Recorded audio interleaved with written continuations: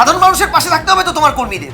রাজ্য বিজেপির নেতাদের রাস্তায় নামতে হবে, টিভির পর্দার থেকে, সোশ্যাল নেটওয়ার্ক থেকে। মুহূর্তে বাংলায় শুভেন্দু ছাড়া কোনো মুখ অন্তত বিজেপিতে নেই। বিএলও আত্মহত্যা করতে বাধ্য হচ্ছে, আমি বলছি এটা ক্লিয়ার কাট মার্ডার। এই সরকার দায়ী তার জন্য। বিশেষ নির্বাচনে কি ভয়ানক কিছু হতে যাচ্ছে, বিরোধী নিকেশের মাধ্যমে ক্ষমতা দখলের ব্লুপ্রিন্ট। বিজেপি 19-এর কেন তারও আগের থেকেই এ রাজ্যের ধীরে ধীরে বিরোধী দল হতে যাচ্ছে, এবং 19-এর পরে তারা রেজিস্টার্ড বিরোধী দল। মানুষ তাদের উপরে ভরসা রেখেছে শাসক দলের দুর্নিবার, অত্যাচার, দুর্নীতি, অপশাসনের বিরুদ্ধে। আজকে 19-এর পর থেকে বিজেপি কি এ রাজ্যে গঠনমূলক বিকল্প হতে পেরেছে তৃণমূলের বিরোধী হিসাবে? এটা প্রথম প্রশ্ন। দ্বিতীয় প্রশ্ন, শুভেন্দুবাবু প্রাক্তন তৃণমূল নেতা, গণ আন্দোলন করে এসেছেন। শুভেন্দুবাবু 2007-এ যখন নন্দীগ্রামের গণ আন্দোলন উত্তাল, গণহত্যা করছে সিপিএম, কৃষকদের গুলি করে মারছেন লক্ষণ শেঠের নেতৃত্বে হারমাদ বাহিনী, পুলিশ মিলে, তিনি রুখে দাঁড়িয়েছিলেন। মমতাও তখন এই আন্দোলনে যায়নি, এই অধিকারী পরিবার গিয়েছেন। তখন সংখ্যালঘু বেষ্টিত নন্দীগ্রামে কারো বাড়িতে ছেলে সন্তান হলে, কোনো সংখ্যালঘু বাড়িতে, তাদের প্রিয় জননেতা শুভেন্দুর নামে তারা রাখতেন শুভেন্দু শেখ, শুভেন্দু আলম। আমরা তখন ছাত্র, আমরা জানতাম এটা। মানে আমি বোঝাতে চাইছি শুভেন্দু কতটাই মানুষের হৃদয়ে স্থান পেয়েছিল। তিনি তৃণমূল নয়, তার ঊর্ধ্বে চলে গেছিলেন। তিনি তৃণমূলে থাকতে পারেনি, এটাই স্বাভাবিক।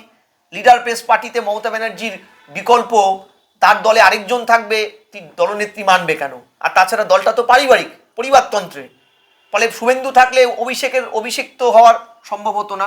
তাই শুভেন্দু থাকতে পারবে না, এটা আমরাও জানতাম। চলে গেলেন তিনি, নালে তাকে ওই কর্নারে মন্ত্রিত্ব দিয়ে ওখানে ফেলে রাখতো, তুমি এদিকে আসবে না, ঠিক আছে, এটাই করে রাখতো। উনি শুভেন্দু বুঝেছিলেন। দ্বিতীয়, শুভেন্দু আসলেন, যাই হোক, বিজেপির পালে হাওয়া লাগলো। বিজেপি আজকে যতটুক বা দিলীপ বাবুর নেতৃত্বে সফলতম বিজেপির রাজ্য সভাপতি উনি হতে পারেন 77টা, কিন্তু তারপরে যে মুভেবল বিজেপিটা আজকে তো শুভেন্দু বাবুর নেতৃত্বে, এটা অস্বীকারের কোনো জায়গা নেই। তিনি আদি বিজেপি না হলেও, ঠিক আছে, তার সাংগঠনিক দক্ষতায় আজকে বিজেপি কিন্তু পালে হাওয়া পেয়েছে। কিন্তু প্রশ্নটা হচ্ছে, একটা তৃণমূলের সাথে বিজেপির তফাৎটা বুঝতে হবে। Trinamool leader base party, BJP cadre base party. একটা দল এখানে সবকিছু, একটি নেতা বিজেপিতে সর্বোচ্চ হতে পারে, অন্তত সাংগঠনিক স্তরে এটা নয়। বিজেপির চালিকা, মূল চালিকা শক্তি, তার পিছনে থাকা তার মাদার অর্গানাইজেশন আরএসএস। এই সংগঠনে প্রথম উপর থেকে নিচ অব্দি একটি চালিকা শক্তি থাকে, একটা সাংগঠনিক কাঠামো থাকে। সেই কাঠামোটা দাঁড়িয়ে থাকে বুথ স্তরের কর্মীর থেকে উপর স্তরের কর্মীদের একটা কোঅর্ডিনেশনের দ্বারা। আমি তোমাকে কেন বলছি যে বিজেপি সত্যিকারে কি এখানে বিকল্প হতে পেরেছে? শুভেন্দু একা পারবে না, কারণ ওটা সাংগঠনিক দল, সংগঠন বেস দল।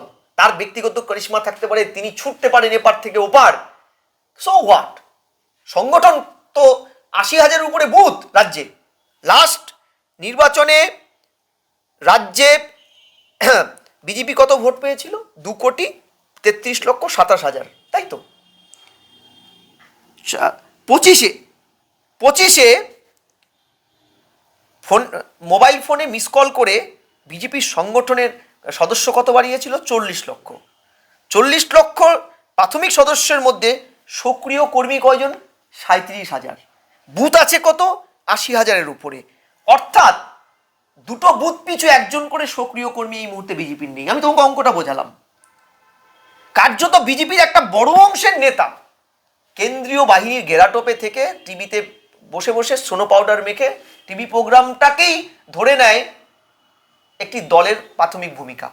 দলের যে প্রাথমিক ভূমিকাটা হচ্ছে, উচ্চ নেতৃত্ব খুব গ্রাসরুট লেভেলের নেতা কর্মীদের পাশে থাকবে, তাদের দুঃখ যন্ত্রণা, শাসক দলের অত্যাচারের বিরুদ্ধে পাশে দাঁড়াবে। আজ যেমন দেখছিলাম শুভেন্দু সাঁইথিয়ার জনসভায় একটি লোক রাস্তায় যোগ দিতে যাওয়ার সময় তিনি কোনো কারণে মারা গেছেন রাস্তাতেই। শুভেন্দুবাবু সেখান থেকে তাকে 2 লাখ টাকার একটাই দিয়েছে। সাধু উদ্যোগ, সাধারণ কর্মীদের পাশে থাকা। ভোট পরবর্তী হিংসায় যখন শুভেন্দু সদ্য বিজেপিতে গেছে, তেমন আর ভূমিকা তার নেই, তেমন দাপটে নেতাও তিনি নন তখনও। 21-এ ভোট পরবর্তী হিংসায় যখন এ রাজ্যের বিজেপির নেতারা অন্য রাজ্য, ভিন রাজ্যে আশ্রয় নিয়ে, অসম টসমে আশ্রয় নিয়েছে বাঁচার জন্য, কটা বিজেপির কটা কেন্দ্রীয় নেতা বা রাজ্যের কত বড় দিলীপ বাবুরা তাদের পাশে দাঁড়িয়েছিল বলো দেখি। সাধারণ মানুষের পাশে থাকতে হবে তো তোমার কর্মীদের, সাধারণ মানুষের দুঃখ দুর্দশায় থাকতে হবে, তুমি টিভিতে থাকলে হবে না। দ্বিতীয়, এ রাজ্যের বড় অংশের একটা বিজেপির নেতারা ভেবে নিয়েছেন কেন্দ্রীয় তদন্ত তাদের দলটাকে বাঁচাবে, তার সাজানো ডালি, আর আদালতের বিভিন্ন রায়টা হচ্ছে দল চালানোর শক্তি উৎস। এটা যে রাজনীতি নয় রে বাবা। দুর্নীতি সব দলেই আছে, তৃণমূলের না হয় দুর্নীতি আকাশ প্রমাণ, কিন্তু মানুষ তার সাথে সাথে এটাও দেখতে চায় বিরোধী দল কি তাদের পাশে আছে। দুর্নীতি করলেও শেষ রাতে একটা কাগজ চাইতে গেলে বা একটা ধরো পয়সা দিয়েও একটা জাল আধার কার্ড চাইতে গেলে সেটাও করে কে? তৃণমূল, তাই তো? ফলে এটা তোমাকে পরিষ্কার বুঝতে হবে। কেন্দ্রীয় নেতারা হেডমাস্টারের মতন আসবে, ডেলি প্যাসেঞ্জারি করবে, এসে তুমি যেদিন আসবে সেদিন তুমি জেগে উঠলে, তারপরে তিনি চলে গেলে, তুমি শীত ঘুমে পড়ে গেলে, শীত ঘুমে চলে গেলে। রাজ্য নেতারা, অর্থাৎ রাজ্য নেতারা যদি পরগাছা হয় কেন্দ্রীয় নেতাদের, তাহলে আমি দায়িত্ব নিয়ে তোমায় বলছি 21-এর রিপিটেশন হবে, শুধু নয় আরো ভয়ানকভাবে হবে। Mind it. রাজ্য বিজেপিকে তার সাংগঠনিক ভিত্তি তৈরি করতে হবে, রাজ্য বিজেপির নেতাদের রাস্তায় নামতে হবে, টিভির পর্দার থেকে, সোশ্যাল নেটওয়ার্ক থেকে, ইউটিউব চ্যানেলের বাইরে গিয়ে ওদের কাছে মানুষের দুঃখ দুর্দশার প্রতীক হতে হবে, গণ আন্দোলন গড়ে তুলতে হবে, বিকল্প হতে হবে। তা না হলে তৃণমূল মারুক, তৃণমূল কাটুক, তৃণমূল চুরি করুক, তৃণমূল কাটমানি চাক, শেষ বিকল্পটা তৃণমূলই হবে, তাই তো? ফলে এটা কিন্তু বোঝার জায়গা। অর্থাৎ শেষ লাইনটা, রাজ্য বিজেপির নেতারা যদি ছেঁড়া ছাতায় নিজের গা ঢাকতে চায়, তাহলে বর্ষার জলেও তারা বাঁচবে না, গ্রীষ্মের রৌদ্রেও তারা বাঁচবে না, আর শীতের কুয়াশার থেকেও তারা বাঁচবে না। ছেঁড়া ছাতা তো আর কাউকে বাঁচায় না রে বাবা, তাই না কি রে? ছাতাটা তো মেরামত করতে হয়, সাংগঠনিক ছাতাটা বিজেপির কিন্তু মেরামত করতে হবে রাজ্যে। দেখো, বিজেপির ভিতরে কিন্তু একটা দক্ষ যজ্ঞ চলছে, একটা নয় একাধিক। হয়তো এতদিন ছিল ব্রহ্মা বিষ্ণু মহেশ্বর, দিলীপ বাবু, সুকান্ত বাবু, ডক্টর সুকান্ত মজুমদার কেন্দ্রীয় মন্ত্রী, আর মানে আমাদের শুভেন্দু বাবু। দিলীপ বাবু চলে গেছেন, এখন ব্রহ্মা বিষ্ণু আছেন না কে আছেন আমি আর আইডেন্টিফাই করছি না, কিন্তু সাংগঠনিক দল বিজেপিতে এইভাবে কোনো নাম আসে না। ত্রিপুরার নির্বাচনটা দেখো তুমি, মানে বিহারের নির্বাচনটা বাদ দিলে ত্রিপুরার নির্বাচন, তোমার উড়িষ্যার নির্বাচন, কোন মুখটা দিয়ে তারা এগিয়েছিল? কোনো মুখ কি তারা মুখ্যমন্ত্রী করেছিল? প্রজেক্টেড করেনি। ফলে এটা যেমন সাংগঠনিক আরএসএস নির্ভর দলের একটা বড় দিক, যে সংগঠনের উপরে তারা ভিত্তি করে, কিন্তু এ রাজ্যের পরিকাঠামোটায় যেহেতু মুখ্যমন্ত্রী মমতা ব্যানার্জির মতন একটি জনপ্রিয় নেত্রীর মুখের সাথে লড়াই, সেই ক্ষেত্রে হয়তো একটা স্ট্রাকচারাল পরিবর্তন বিহারের মতন করতে হতেই পারে, যে প্রথম থেকে মুখ হিসাবে নীতিশ কুমারের জনপ্রিয়তাকে বিজেপি পাথেয় করেছিল। তেমন করলে পরে আমি মনে করি এই মুহূর্তে বাংলায় শুভেন্দু ছাড়া কোনো মুখ অন্তত বিজেপিতে নেই। কারণ বিজেপি একটি রাজনৈতিক দলের একটি সক্রিয়, অ্যাক্টিভ, লড়াকু মানসিকতার জননেতাই সেই দলের পালের হাওয়া যোগায়। আমি জানি না আরএসএস বিজেপির রসায়নগুলোকে স্থিতাবস্থায় এনে শুভেন্দু কি 26-এর নির্বাচনে দোরগোড়ায় মাত্র কয়েক মাস বাকি সেই জায়গায় দাঁড়িয়ে শুভেন্দুকে অন্যতম মুখ হিসাবে মুখ্যমন্ত্রীর বিরুদ্ধে দাঁড় করাবেন, যে মুখ্যমন্ত্রীকে তিনি নজিরবিহীনভাবে হারিয়েছিলেন, তার দল প্রচুর সিট পেলেও তিনি হেরেছিলেন, এটা ইতিহাসে লেখা থাকবে, ঠিক আছে? সেই জায়গায় দাঁড়িয়ে শুভেন্দুকে আমার মনে হয়, অন্তত আমার ব্যক্তিগত ভিউ, যে এই মুহূর্তে আরএসএস এবং বিজেপির একটা ওয়েল কোঅর্ডিনেশনে অন্তত তাকে বিরোধী মুখ হিসাবে একটা এক্সেস দেওয়া হোক, দিলে অন্তত আমি মনে করি মানুষের একটা নির্ভরযোগ্যতা তৈরি হবে। তা না হলে তো ভোটের আগে যাই করুক না কেন, ভোটের সময় মুখ্যমন্ত্রী মমতা ব্যানার্জি অর্থাৎ রাজ্যের শাসক দল ওই একটাই বিজ্ঞাপন চালাবে, আবার 294টা সিটেই মুখ্যমন্ত্রীর মুখ, বাংলা নিজের মেয়েকে চায়। এই মিথ থেকে তো বেরোতে হবে। বাংলা নিজের মেয়েকেও চায়, আবার আরজি করের মেয়েটি গণধর্ষিতা হলে এই রাজ্য সরকার তাকে ন্যায় দেয় না। এই তো চলছে আমাদের রাজ্যের অবস্থা। ফলে এই জায়গায় দাঁড়িয়ে একটা মুক্ত দরকার। শুরু করেছিলেন এসআইআর হতে দেব না, তারপরে বলেছিলেন কোনো ভোটারের নাম বাদ যাবে না, মানে বৈধ অবৈধ, মানে সাতরাদির নামটাও যে ছিল, তৃণমূলকে ভোট দিয়েছিল 2 জায়গায়, সেই নামটাও তিনি বাদ দিতে চান না, লাভলি খাতুনের নামও তিনি বাদ দিতে চান না। তারপরে যখন বুঝতে পারলেন এ তো সর্বনাশ হয়ে গেছে, মুখ দিয়ে সঠিক কথাটা বলে ফেলেছি, সর্বনাশ, তিনি একটু ঘুরে গিয়ে বললেন কোনো বৈধ ভোটারের নাম বাদ যাবে না। এরপরে দেখবে ধাপগুলো দেখো, বিএলওদের ধমকানো, আপনারা কিন্তু আমার কর্মচারী, কিছুদিনের জন্য নির্বাচন কমিশনের কাছে গেলেও মনে রাখবেন আপনি আমার কর্মচারী। তারপরে হলো কি, তাদের আটকানোর জন্য তাদের 18,000 টাকা যে ইনামারেশন, সেটা এখনো পর্যন্ত তাদের পাবে কি না জানি না, রাজ্যের তরফ থেকে সেটা পাশ করানো হয়নি, টেকনিক্যাল অ্যাসপেক্টটা। শুধু তাই নয়, তারা যেসব স্কুল থেকে ছুটি নিয়ে কেন্দ্রীয় নির্বাচন কমিশন বলেছিল তাদের ছুটির ব্যাপারটা, মানে অন ডিউটি, তারা তো অন ডিউটি দিতে পারে না, অ্যাপয়েন্টমেন্ট অথরিটি অর্থাৎ আর্টিকেল 12 রাজ্য সরকার তারা দেবে। এখনো কিন্তু কোনো শিক্ষক শিক্ষিকা যারা এই এসআইআর সাথে যুক্ত তাদের কিন্তু অন ডিউটি হয়নি, তারা সারাদিন গাধার খাটনি খেটে ওই স্কুলে আবার তাকে যেতে হয়। এই যে এদের প্যানিক তৈরি হয়, একের পর এক বিএলও আত্মহত্যা করতে বাধ্য হচ্ছে, আমি বলছি এটা ক্লিয়ার কাট মার্ডার। এই পুরোটার একটা বড় অংশ দায়ী এই সরকারের, এই সরকার দায়ী তার জন্য। ওরা একাধারে এসআইআর এর মতন কঠিন কাজটা ঘুরে ঘুরে করছে, 300-400 বাড়ি এক মাসের মধ্যে তাকে কভার করতে হবে এক একজন বিএলওকে। তারপরে হচ্ছে ভুয়ো ভোটারের একটা চাপ, তারপরে রাজ্যের শাসক দলের চাপ, বহু জায়গায় বিএলওদেরকে হেনস্থা করা হয়েছে, ধমকি দেওয়া হয়েছে, মারা হয়েছে। তার জন্য কয়েকজন তৃণমূল নেতা, সন্দেশখালীর এক তৃণমূল নেতা খায়রুল নাকি ওই সে ইসলাম, তিনি আবার গুণধর শাহজাহানের মানে সাগরেদ, তাকে জেলে ঢুকানো হয়েছে। আজকে দেখলাম 1-2 জনের বিরুদ্ধে এরকমই মামলা হচ্ছে। লাভলি খাতুনের মানে তৃণমূল লাভলি খাতুন, অবৈধ বাংলাদেশি লাভলি খাতুনের আত্মীয় স্বজন ধমকাধমকি করছে। এই জিনিসগুলো তো আছেই। তারপরে আছে কাজের জায়গায় চাপ, বারবার তাদেরকে ওইখানে গিয়ে স্কুল বা যে প্রাইমারি বা হাই স্কুল বা অঙ্গনারী সেন্টারে তাকে সারাদিন খাটাখাটনি করার পর যেতে হচ্ছে। তারপরে হচ্ছে আফটার এসআইআর নাম না থাকলে তার উপরে কি অত্যাচারটা হবে তার ভয়, বউ বাচ্চা নিয়ে থাকে তো তারা, তাই তো। এই এত কিছুর পরে আজকে যখন এই মানুষগুলো মানে দেওয়ালে পিঠ থেকে গিয়ে একটার পর একটা আত্মহত্যা করছে, তখন এদের বডি নিয়ে, লাশ নিয়ে হচ্ছে রাজনীতির খেলা। নির্বাচন কমিশন তো একটা স্ট্যাটুটরি বডি সংবিধানের, সে তো সর্বোচ্চ পদে থাকে, গণতন্ত্রকে সে বাঁচিয়ে রেখেছে। গণতন্ত্রের সর্বোচ্চ পদ, সংসদীয় গণতন্ত্রের হচ্ছে নির্বাচন কমিশন। তার ডিউটি, তার কাজের ধারাকে নিয়ে প্রকাশ্যে যারা চ্যালেঞ্জ করে বাধা দেওয়ার চেষ্টা করে তাদের বিরুদ্ধে তো বহু অ্যাকশন নেওয়ার জায়গা আছে।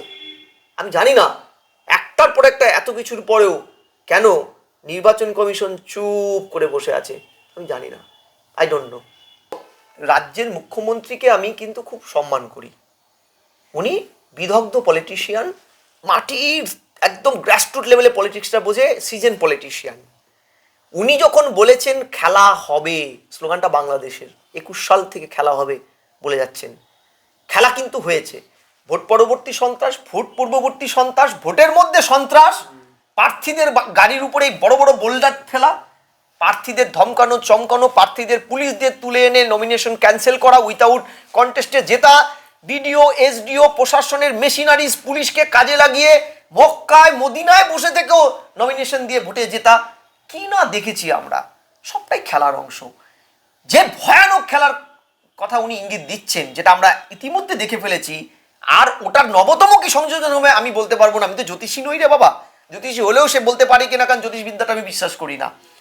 কিন্তু একটা জিনিস তোমায় বলতে পারি, পুলিশ মন্ত্রী, স্বরাষ্ট্রমন্ত্রী, মুখ্যমন্ত্রী, সিজন পলিটিশিয়ান, বিদগ্ধ পলিটিশিয়ান, দীর্ঘদিনের কেন্দ্রীয় মন্ত্রী ছিলেন, তিনি যখন এই কথাগুলো বলেন তখন বুঝতে হবে আগামী নির্বাচনের আগে পরে মাঝে বাংলায়, যে বাংলা রাজনৈতিক সংঘর্ষের অন্যতম পৃষ্ঠভূমি, অন্যতম মানে মরুদ্যান, বিহার শুধরে গেছে, আমরা শুধরাতে পারিনি। দিনকে দিন আমাদের অসহিষ্ণুতা মাথাচাড়া দিচ্ছে।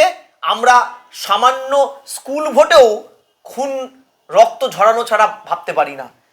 তাহলে আগামীতে আর কি কি খেলা দেখা বাকি? খেলা বলতে কি হবে?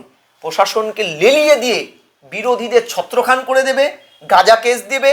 দেখছিলাম মুর্শিদাবাদে এক মাস্টারমশাইয়ের বাড়িতে তৃণমূল নেতারা গাঁজা নাকি ঢুকিয়ে দিয়েছিল, ভাং না গাঁজা ঢুকিয়ে দিয়েছিল, ধরা পড়েছে, রক্ষা মাস্টারমশাই, নালে নন বেলেবেল হতো, সংখ্যালঘু মাস্টারমশাই, এবং তার চাকরিটাও চলে যেত।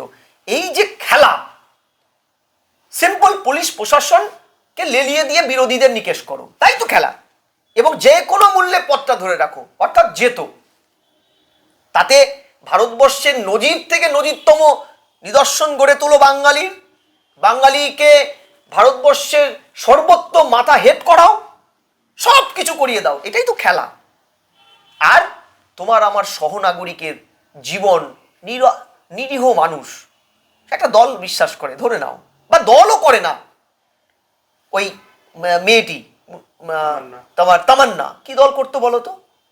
করতো দল। আচ্ছা, অভিজিৎ সরকার, যাকে কুকুরের চেন দিয়ে ভোট পরবর্তী হিংসায় বলি করা হয়েছিল, তার বাড়ির পোষ্যরা কি কোন দল করত বুঝেছিল তো? যে শিশুগুলো ভোট পরবর্তী হিংসায় শহীদ হয়েছে, খুন হয়েছে তৃণমূলের হাতে, তার কি দল করতো বলো তো? বকটুয়ে যে শিশুগুলোকে, তার দলেরই লোক, তার দলেরই ছোট ছোট সংখ্যালঘু ঘরের শিশুগুলোকে ছুঁড়ে ছুঁড়ে আগুনের মধ্যে ফেলে পুড়িয়ে মারলো, যার জন্য তিনি ছুটে গিয়ে মিড ডে মিলের টাকা দিয়ে তাদেরকে ক্ষতিপূরণ দিলেন। আমরা দেখলাম, প্রোগ্রাম করলাম। কি দোষ করেছিল বলো তো? কিছু দোষ করেছিল? এই খেলা হবে, বলি হবে তোমার আমার সহনাগরিকরা, হয়তো তুমি আমিও বলি হয়ে যেতে পারি। কারণ কোনো একটা এলাকায় যখন দুটো বোম পড়ে, তখন বোম বলে পড়ে না যে বেছে বেছে বিজিবির লোককে মারো। বোম ওখানে পড়লে বহু তৃণমূলের লোকও মারা যায়, সাধারণ মানুষ মারা যায়, তোমার আমার মতন অরাজনৈতিক লোকেরও মৃত্যু হতে পারে। অর্থাৎ আগামী 26-এর নির্বাচনে কি ভয়ানক কিছু হতে যাচ্ছে, বিরোধী নিকেশের মাধ্যমে ক্ষমতা দখলের ব্লুপ্রিন্ট, সেটা আজকের মুখ্যমন্ত্রীর কথাতে শাসানিতে আমি কিন্তু একটু আতঙ্কিত হয়েই রইলাম ভাই। দেখো, আবারও বলছি, ভোট আসবে, ভোট যাবে, রাজা যাবে, রাজা আসবে, লাল জামা পরবে, নীল জামা পরবে, জামাও পরিবর্তন হবে, কিন্তু মানুষ যারা ভোট হিংসার বলি হবে, সে যে দলই করুক বা না দলই করুক, তারা কিন্তু আর ফিরে আসবে না। তাদের পরিবার কিন্তু আর স্থায়িত্ব পাবে না মৃত্যুর পরে, তাদের প্রিয়জনের মৃত্যুর পরে, বা তার একমাত্র উপার্জনক্ষম কোনো ব্যক্তির মৃত্যুর পরে তার বাড়ির। ফলে আমি একটাই কথা বলবো, যে পশ্চিম বিহার শুধরে গেছে, মাফিয়াদের অন্যতম পীঠস্থান বিহার যখন শুধরে গেছে, বাংলা প্রবাহের বাইরে গিয়ে খেলা হবের মতন সন্ত্রাসী শব্দ ব্যবহার করে রাজ্যের মুখ্যমন্ত্রী যেভাবে তার দলের গুন্ডা লেঠেল বাহিনী বা প্রশাসনকে লেলিয়ে দিচ্ছে বিরোধীদের উপরে, সাধারণ মানুষের উপরে, এই খেলা বন্ধ করুন। এই খেলার চরম পরিণতি কিন্তু আপনিও জানেন, আমিও জানি। যদি পাড়ায় আগুন লাগে না, ওই মন্দিরটা, দেউলটিও কিন্তু রক্ষা পায় না। অর্থাৎ নবান্নের 14 তলাও কিন্তু রক্ষা পাবে না ম্যাডাম। এই সংঘাত, এই রাজনৈতিক হিংসার করুণ পরিণতি বামেরাও দেখে গেছে, তারা আজ মহাশূন্য, আপনারও দেখার বাকি। ইতিহাস কিন্তু সত্যি কথা বলে।